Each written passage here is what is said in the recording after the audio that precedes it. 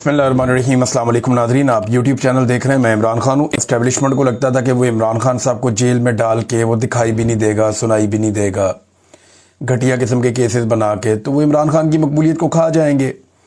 फिर उन्हें लगता था कि इंडिया के साथ जो लड़ाई हुई उसके बाद लोग बतौर लीडर इमरान खान साहब को वो नहीं समझते। फिर उन्हें लगा कि डोनाल्ड ट्रंप को मिल के उन्होंने सारा कुछ हासिल कर लिया, लेकिन नहीं, ऐसा हुआ नहीं। अब सिर्फ पंजाब के अंदर से जो इतलात आ रही हैं, और ये बाकायदा डाटा मैं आपको ज़बानी नहीं बता रहा, ये वीडियोस मौजूद हैं, इनमें को 1500 से ज़ायद मकामात पर पंजाब में सिर्फ इमरान खान साहब की सालगिरह के केक काटे गए हैं, और पूरी दुनिया के अंदर भी काटे गए हैं। पाकिस्तान तहरीक इंसाफ के लोगों ने या इमरान खान साहब के चाहने वालों ने काटे हैं। लोगों ने पौधे भी लगाए इमरान खान साहब के लिए, क्योंकि इमरान खान साहब का ये हमेशा से विजन है कि पौधे लगाए जाएँ, ज़्यादा से ज़्यादा हरियाली की जाए पाकिस्तान में। तो ये एक रिकॉर्ड है। और पाकिस्तान में सबसे ज़्यादा जो केक काटे गए वो पंजाब में काटे गए। हालांकि खैबर पख्तूनख्वा में हुकूमत है पाकिस्तान तहरीक इंसाफ की, लेकिन उससे ज़्यादा केक पंजाब में काटे गए। इमरान खान को सबसे ज़्यादा वोट भी पंजाब में पड़े। इमरान खान की सबसे तगड़ी और मजबूत हुकूमत भी पंजाब में बनी है। लेकिन पंजाब में क्योंकि एस्टेब्लिशमेंट ने यह फैसला कर लिया था कि नवाज शरीफ की बेटी को टिकटॉकर बनाना है, टिकटॉकर वज़ीर आला बनाना है, तो उन्होंने बना दिया। अब उसका नतीजा हम भुगत रहे हैं कि नफरत के अलावा कुछ नहीं है, और अवाम शदीद नफरत करती चली जा रही है। और यहाँ फोटोगर्दी हो रही है पूरे पंजाब के अंदर। फोटोगर्दी मतलब कि लोग चाहते ही नहीं हैं, और लोगों को दहशत ज़दा करने के लिए हर तरफ टिकटॉकर्स की फ़ोटोज़ लगाई जाती हैं। तो फोटोगर्दी पंजाब के अंदर जारी है। इमरान खान साहब के खिलाफ हुकूमत ने एक नया काम करने का फैसला कर लिया है, और एस्टेब्लिशमेंट ने इसके लिए पूरी एक मनसूबाबंदी की है। आइंदा चंद महीनों तक ये इमरान खान साहब की कैद को कंट्रोल कर पाएंगे। इस मनसूबाबंदी के बाद मंसूबे के तहत रोजाना की बुनियाद पर इमरान खान साहब के केस अब सुने जाएंगे, और फिर फैसला महफूज कर लिया जाएगा अगले चंद दिनों में। फिर महफूज फैसला सुनाकर इमरान खान साहब को ज्यादा इम्कानात ये हैं कि तोशाखाना 2 में सजा दे दी जाएगी, और उसके बाद एक आधी समात होगी और अलकादर में इमरान खान साहब को जमानत मिल जाएगी। लेकिन इमरान खान साहब फिर फंस जाएंगे तोशाखाना 2 में, और इमरान खान साहब के वकला तोशाखाना 2 की जमानत के पीछे भागेंगे, और एक लंबा अरसा फिर इंतजार होगा। तो अगले चंद महीने मैनेज करने का एस्टेब्लिशमेंट ने, हुकूमत ने, पूरे निजाम ने बंदोबस्त कर लिया है। इमरान खान साहब की मुलाकातें मैं आपको बता देता हूं कि वो बंद है। मुलाकातें उनकी जो होती थी वो नहीं हो रही। ये सिर्फ तोशाखाना 2 का जो केस चलता है, क्योंकि मजबूरी है, केस तो चलाना है, उसके जो ड्यू प्रोसेस है वो तो मुकम्मल करने हैं। तो तोशाखाना 2 का जो केस चलता है अदालत के अंदर, इमरान खान साहब की मुलाकातें बंद है। ये सिर्फ वहां पे इमरान खान साहब की बात बाहर आती है, वरना जो फैमिली से मुलाकातें हैं, पार्टी से मुलाकातें हैं, अचकजई से मिलना चाहते हैं, बड़ा लंबा अरसा हो गया नहीं मिल पा रहे, अल्लामा राजा नासिर अब्बास साहब से नहीं मिल पा रहे। फिर इमरान खान साहब जो दीगर लोगों से मिलना चाहते हैं, फैमिली से, वकला से, पार्टी के लोगों से, उनसे इमरान खान साहब नहीं मिल पा रहे, और जो मिल पाते हैं वो मिलने जा नहीं रहे। यानी मैं गंडापुर साहब की बात कर रहा हूं। इमरान खान साहब ने कहा हुआ मुझे मिलने आओ, ये मिलने नहीं जाते। अब इमरान खान साहब की मुलाकातें बंद है, बट तोशाखाना ट्रायल इन्होंने मुकम्मल करना है, और उसके जरिए से ये मुलाकातें हो रही हैं। अगले चंद दिनों के अंदर इमरान खान साहब को अगले चंद महीनों का एक पूरा मंसूबा देना पड़ेगा। देखिए, पाकिस्तान तहरीक इंसाफ को इमरान खान साहब एहतजाज की तरफ लेकर जाएंगे। अब जो इमरान खान साहब का तोशाखाना 2 में अब केस चल रहा है इस वक्त, इसमें इमरान खान साहब को अभी तक जो कश्मीर के अंदर फतह मिली है पाकिस्तानियों को, कश्मीरियों को, उसके बारे में इमरान खान साहब ने अभी तक कोई अपनी राय दी नहीं। अब ये मालूमात उन तक पहुंचाई जाएंगी, और इमरान खान साहब उसके बारे में अपनी राय देंगे। और वो पहले ही ये कह चुके हैं कई मरतबा कि हमारे पास एक ही रास्ता बचा है, और कोई रास्ता इस वक्त पाकिस्तानी अवाम के पास है नहीं। पार्लियामेंट जाली बना के बिठा दी है, अदलिया को पूरी तरह कंट्रोल कर दिया, अपनी मर्जी के बंदे लाकर बिठा दिए, और जो इंसाफ पसंद जजेस हैं उनको दीवार के साथ लगा दिया। लिहाजा इंसाफ मिलने की कौम को कोई तवक्को नहीं है। एक ही रास्ता है कि सड़कों के ऊपर आकर वो इंसाफ मांगे, और इस निज़ाम से और एस्टेब्लिशमेंट से ब्लैकमेल होना बंद कर दें।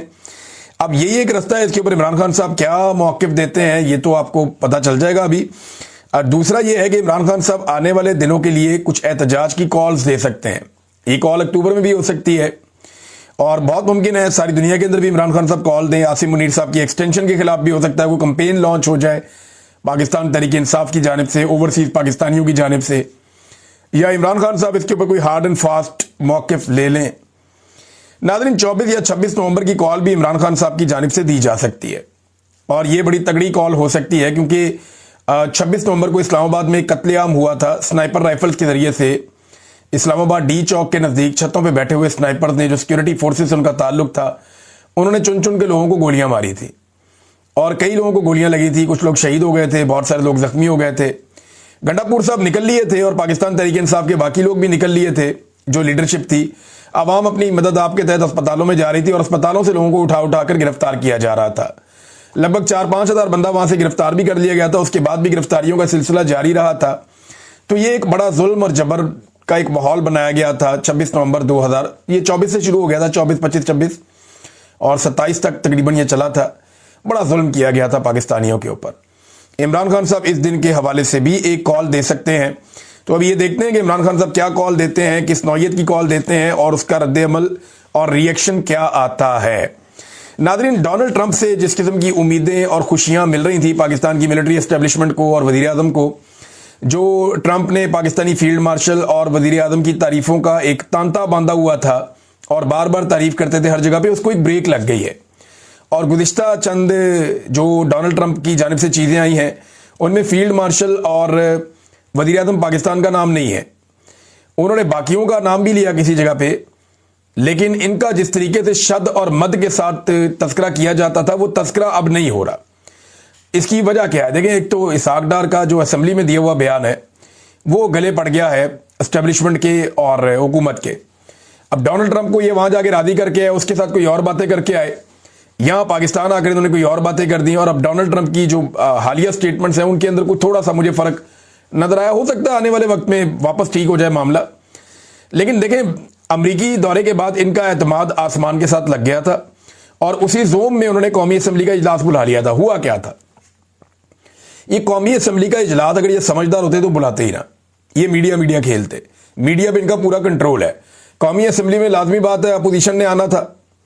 असद कैसर ने वहां तकरीर की, कुछ और लोगों ने बातचीत की, तो मामला कहां से कहां चला गया। तो इन्होंने जोम के अंदर के इनका एतमाद आसमान के साथ लग गया डोनाल्ड ट्रंप को मिलने के बाद। ये खुद को भी कोई बड़ी बला समझना शुरू हो गए थे।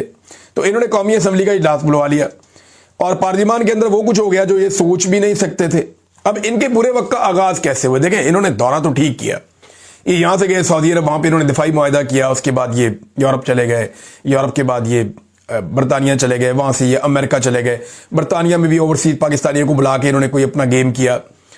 तो इनका काम तो ठीक चल रहा था। इनका बुरा वक्त शुरू होता है जब अचानक से, यानी पहली बुरी चीज क्या हुई, ये 10-12 चीजें इनके साथ ऐसी हुई हैं जिसमें ये फंस गए हैं। वो चीजें मैं आपके सामने रख देता हूं। हुकूमत जब खुद भी एनालिसिस करेगी तो इन्हीं चीजों की वजह से इनकी बर्बादी आई है गुज़िश्ता 2-2.5 हफ्ते के अंदर। सबसे पहले यह कि खातून शमा जुनेजो साहिबा ख्वाजा आसिफ साहब के पीछे आके बैठ गई। पहला रोला वहां से पड़ा।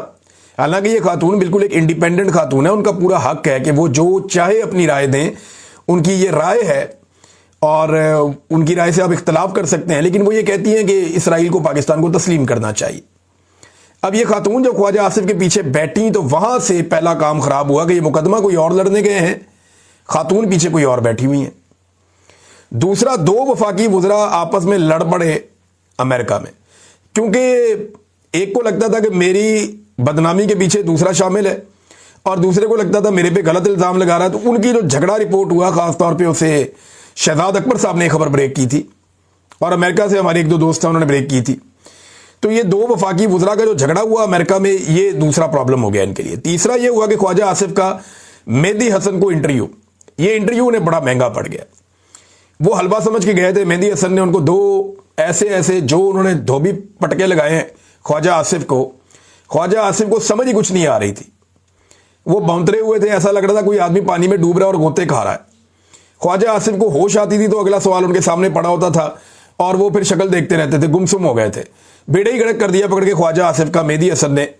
तो ये इंटरव्यू इन्हें बहुत महंगा पड़ा। फिर चौथा ये हुआ कि ट्रंप के मुआहदे के नुकात सामने आना शुरू हो गए बाद में, जब ये उनके साथ मिल मिला के आ गए। अब मुआहदे के नुकात जब सामने आना शुरू हो गए तो पाकिस्तान में रोला पड़ गया। लेकिन शहबाज शरीफ साहब ने बगैर उन नुकात को पढ़े, ट्रंप ने जो चीजें तय कर दी थी इसराइल के साथ, उनको बगैर पढ़े उन पर लब्बैक कह दिया और ट्रंप की खुशामद शुरू कर दी। ये 5वीं चीज इनके लिए ये गलत साबित हुई।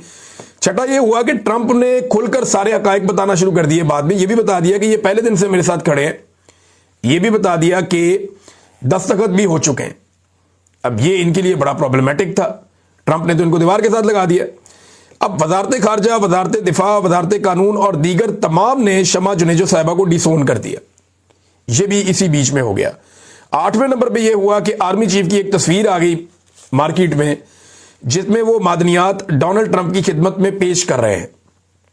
अब ये तस्वीर आई तो मामला और बिगड़ गया। इसी तस्वीर के ऊपर वो एमएल वली खान साहब ने तबसरा किया ना कि दुकानदार की तरह, ताजर की तरह अपनी मादनियत ले जाके मैं बड़ा अच्छा माल लेकर आया हूं, तो आर्मी चीफ ये बेचे तो ये जेब नहीं देता, नामुनासिब है, तस्वीर नहीं आनी चाहिए थी, अगर देना भी था तो तस्वीर नहीं आनी चाहिए थी। तो वो उसकी वजह से अब, क्योंकि देखें एमएल वली खान साहब को इजाजत तो है कि आप एस्टेब्लिशमेंट पे तनकीद कर लिया करें ताकि एंटी एस्टेब्लिशमेंट होने का आपका तासुर रहे और पाकिस्तान तरीके इंसाफ की जगह पे आप खैबर पख्तूनख्वा में स्पेस हासिल कर सकें, लेकिन इस लेवल पे जाने की इजाजत नहीं है। देखिए ना, जैसे ही वो इस लेवल पर गया उसकी सारी सिक्योरिटी वापस ले ली गई, उसे वुल्नरेबल कर दिया गया। कल तक ये आदमी जो है इसकी जान भी खतरे में थी, इसके मरने के इम्कानात भी थे, लेकिन साथ ही पाकिस्तान की सिक्योरिटी फोर्सेज ने इस शख्स से इसकी सारी सिक्योरिटी वापस ले ली कि तूने आर्मी चीफ के खिलाफ कैसे बात की है। ये नाज़रीन पाकिस्तान का निज़ाम है। अकाउंट बंद कर दिए जाते हैं सहाफ़ियों के, ID कार्ड ब्लॉक कर दिए जाते हैं, ECL में नाम डाल दिए जाते हैं, बस आप नाम नहीं ले सकते, आर्मी चीफ के बारे में आप बात नहीं कर सकते। वो जितनी मर्जी सियासत करें, जितनी मर्जी तिजारत करें, जितना मर्जी वो किसी चीज़ के अंदर मुदाखलत करें, वो अपने हलफ के साथ चलें या हलफ के खिलाफ चलें, लेकिन आप कुछ नहीं कर सकते उनके बारे में। ये है पाकिस्तान की डेमोक्रेसी। ये अभी भुगत रहे हैं एमएल वली खान साहब, हल्का फुल्का थोड़ा सा इनको सबक देंगे, बाजू में रोड़ेंगे, ये ट्रैक पे आ जाएंगे, फिर इनको वापस ले आएंगे। आर्मी चीफ की ये जो मादनियात वाली तस्वीर है ये एक प्रॉब्लमेटिक चीज़ थी। 9वें नंबर पे शहबाज शरीफ की जो एक तस्वीर बाहर आ गई जिसमें वो अमेरिकन ज्यूज कांग्रेस के सरबराह के साथ मिल रहे हैं, ये जो तस्वीर उनकी बाहर आना है ये बड़ी एक मानी खेज बात थी और यहां से उनका इमेज बहुत बुरी तरह तबाह हुआ। अब इन सारे मामलात को कंट्रोल करने के लिए इसहाक डार साहब आ गए मैदान में और उन्होंने पार्लियामेंट में आकर ये कह दिया कि ये तो मायदा ही नहीं है जो डोनाल्ड ट्रंप के साथ हमारा तय पाया। तो उन्होंने डोनाल्ड ट्रंप को झूठा और धोखेबाज करार दे दिया पार्लियामेंट में खड़े होकर। और उसी पार्लियामेंट के अंदर जब नेतन्याहू के खिलाफ कोई बात हो रही थी, असद कैसर साहब कर रहे थे, तो उस बात को म्यूट कर दिया गया, सेंसर कर दिया गया, कट कर दिया गया। ये जो कुछ हुआ इससे तासुर बहुत खराब हो गया हुकूमत का। और फिर डार साहब को बड़ा तगड़ा स्टेटमेंट बाद में देना पड़ा कि जनाब डोनाल्ड ट्रंप के साथ जो चीजें तय हुई थी ये वो नहीं है। फिर एक और गलती की इस पूरे निजाम ने कि इमरान खान साहब के एक स्टेटमेंट को इस्तेमाल किया कि जो 2 स्टेट सोल्यूशन है कि 2 रियासतें वहां पे बनेंगी, ये कोई इमरान खान का आइडिया है और उसने ये बात की, उसके खाते में डालने की कोशिश की। तो ये तो अक़वाम मुत्तहिदा की करारदादें हैं और कुछ नहीं है, नंबर 1। नंबर 2, इमरान खान साहब ने जो कहा था, उन्होंने कहा था कि यरूशलेम होगा कैपिटल, और साथ उन्होंने कहा था कि ये वेस्ट बैंक और जितने भी इलाके हैं 1967 से पहले के फलस्तीनियों के, वो सब उनको वापस दिए जाएंगे। अब जब सोशल मीडिया ने ये पोल सारा खोल दिया कि इमरान खान का एक्चुअल मौक़िफ़ क्या था, तो इस पे मौजूदा हुकूमत को भी वो मौक़िफ़ लेना पड़ा। तो जैसे ही इन्होंने वो मौक़िफ़ लिया तो डोनाल्ड ट्रंप को आइडिया हो गया कि ये वो लोग नहीं हैं जो मुझे मिलकर गए थे या मुझे इन्होंने गारंटीज दी हुई थी या जो कुछ इन्होंने मुझे कहा था ये उस तरह से नहीं है। तो ये है नाजरीन वो सारी चीज़ें जिन्होंने इनकी नाकामियों की एक दास्तान है गुज़िश्ता 2-3 हफ्ते में जो इनको मार पड़ी है। एक और हकीकत है नाजरीन, वो ये है कि इस वक्त अमेरिका जो भी कर रहा है ना, ये मसला फ़लस्तीन का कोई देर पा हल नहीं है। ये एक दूसरी तरह की खाना जंगी के अंदर इस खित्ते को लपेट रहे हैं। यानी एक और मलेशिया जिसके बारे में मैंने आपको बताया कि पिछले वीलॉग में आपको बता रहा था कि पॉपुलर फोर्सेस के नाम से एक और मलेशिया वहां पे मौजूद है और उसके सरबराह को बहुत सपोर्ट किया जा रहा है। अमेरिका और इसराइल दोनों उसे सपोर्ट कर रहे हैं और कल को ये वहां पे एक खाना जंगी लगा दी जाएगी। यानी हमास और इस जैसी और तंजीमें और ये तंजीमें आपस में लड़ रही होंगी और जितना ये आपस में लड़ेंगे इनका फोकस यरूशलेम से हट जाएगा, अल कुदस से इनका फोकस हट जाएगा, इसराइल से इनका फोकस हट जाएगा। ये आपस में एक खाना जंगी की कैफियत बनेगी जिसे कंट्रोल करने के लिए एक इस्लामिक फोर्स जो है उसकी ज़रूरत थी और ये फोर्स अब हामी भर ली गई है और ये फोर्स जा भी सकती है आने वाले दिनों में। तो ये अंदरूनी लड़ाई की तरफ मामला जाता हुआ नजर आ रहा है। नाज़रीन एक और चीज़ है जो पसनी वाली खबर थी कि गवादर के नज़दीक पसनी में अमेरिका को एक ऑफर की गई है बंदरगाह आसिम मुनीर के मुशीरों की जानिब से और ये बंदरगाह वहाँ पे आके इस्तेमाल करेंगे अमेरिकन। अब इस बारे में एक सिक्योरिटी ज़राए से कोई खबर आई है, सिक्योरिटी वाले खुद तो नहीं कह रहे, ना ISPR ने इसके ऊपर कोई वजाहत दी है क्योंकि आर्मी चीफ का डायरेक्ट नाम लिया गया है बैन अल-अक़वामी अखबार के अंदर, लेकिन अभी तक वहां से कोई वजाहत नहीं आई। बहरहाल सिक्योरिटीज राय के हवाले से खबर आती है तो हम आपको आइडिया है कौन देता है वो, कि पाकिस्तान की जानिब से पसनी पोर्ट का कोई पेशकश ऐसी नहीं की गई और ये सरकारी नौयत पे नहीं है, ये प्राइवेट गुफ्तु शुनीद है और महज इब्तदाई नौयत की कारोबारी गुफ्तु शुनीद है। ये सरकारी इकदाम नहीं है और ना ही पाकिस्तान की रियासती पॉलिसी की नुमाइंदगी करते हैं। अच्छा, इस पे ना रद्देमल बड़ा खौफनाक आया। देखें ना, साथ ही 70 नॉटिकल माइल पे चाइना बैठा हुआ, उसके साथ ईरान है और ईरान के साथ आप जानते हैं और चाइना के साथ अमेरिका का बड़ा खौफनाक फड्डा है। इमरान खान साहब ने माजी में ऐसी एक कोशिश को नाकाम बनाया था। अगर ये कर लेते हैं तो देखें, इस पे अल्लामा राजा नासिर अब्बास साहब का भी स्टेटमेंट आया, कुछ और लोगों का स्टेटमेंट आया। लोग इस पे तशवीश का इजहार कर रहे हैं कि पाकिस्तान अपने एक रीजन को एक आलमी जंग के लिए एक सर जंग का हिस्सा क्यों बना रहा है, इसका हमें नुकसान होगा और चाइना हमसे नाराज होगा। हमारा हमसाया जो है वो ईरान एक ब्रादर इस्लामी मुल्क है, उसके लिए मुश्किलात पैदा कर देंगे। तो इसकी ना तस्दीक की